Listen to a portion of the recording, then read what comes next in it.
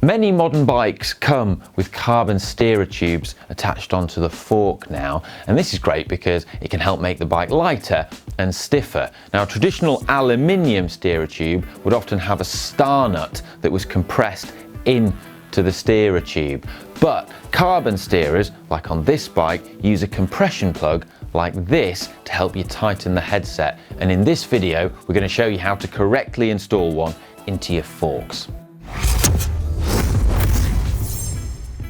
Fitting a compression plug like this is a quick and simple job, but it does need to be done properly in order to make sure that your bike is safe to ride and that you don't damage your carbon steerer. And the tools you'll need for this job are typically a couple of Allen keys or maybe Torx keys if you've got Torx bolts on your stem, and also a torque wrench. This is important so that you can make sure that everything is tightened to the correct level and not tightened too tightly, which could damage those carbon components. We'll make the assumption that you've already removed your existing stem top cap and compression plug. Also, you might find it easier to do this job with your stem removed.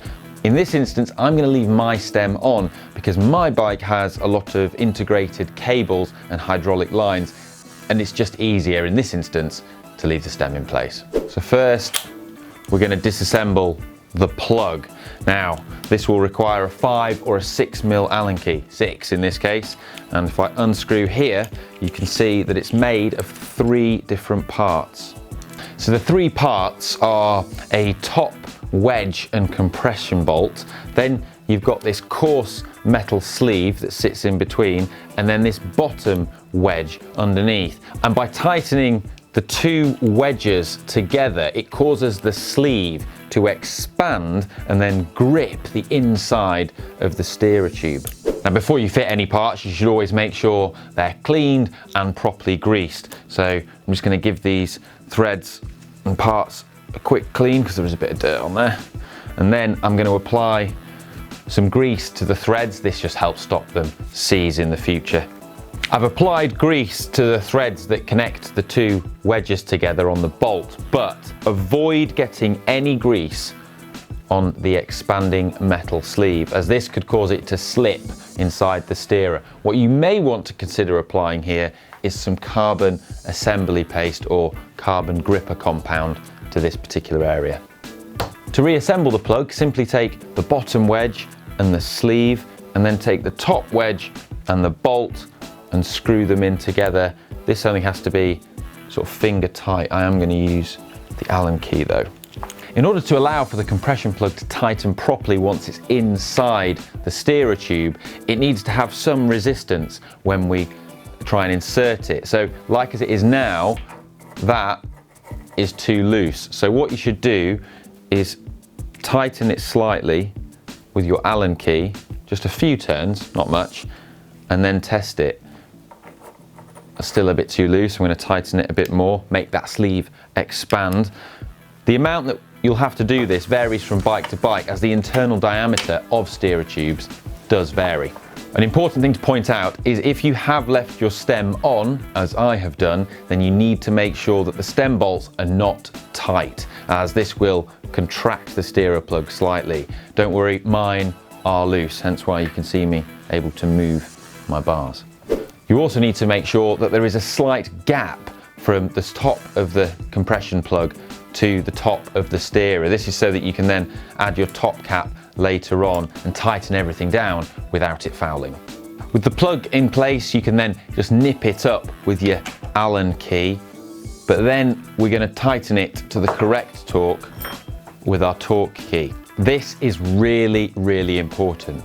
You don't want to tighten it too much. This could cause your steerer to crack, you could damage it. And equally, you don't want to tighten it and make it too loose, because this could cause it to come loose while you're riding, and well, that could have catastrophic consequences. Now check with the manufacturer of your bike what the correct torque is. It's usually within the range of around 7 to 8 Newton meters. With the compression plug now correctly installed and torqued up, you can then put your stem back on if you took it off earlier, or in my case, you didn't, it's still there. You then apply your top cap into the stem before doing up the stem bolts. Now, you may have noticed that I've been doing this job with the bike on the floor and not in a stand, as you'd often do for many maintenance jobs, and that's deliberate. I find it easier to work on this particular job and any sort of headset job on a bike with the bike on the ground, as it stops the fork falling through the frame and the bearings becoming unseated. Just find it quicker to do it this way. Again, you'll need to do your top cap up to the correct torque with your torque wrench.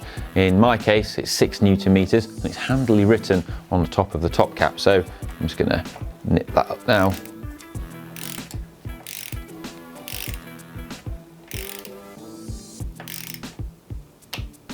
The next step is for me to do up the stem bolts, which is also to 6 Newton meters, and also stand over the bike to make sure that the bars are on straight. Whether you're installing a new carbon fork or simply just replacing an expanding compression plug, I hope this video has shown you how to do it and also given you an idea how the expanding compression plugs work. And if you've enjoyed it, please give it a thumbs up, and for more useful maintenance videos in the future, subscribe to GCN Tech.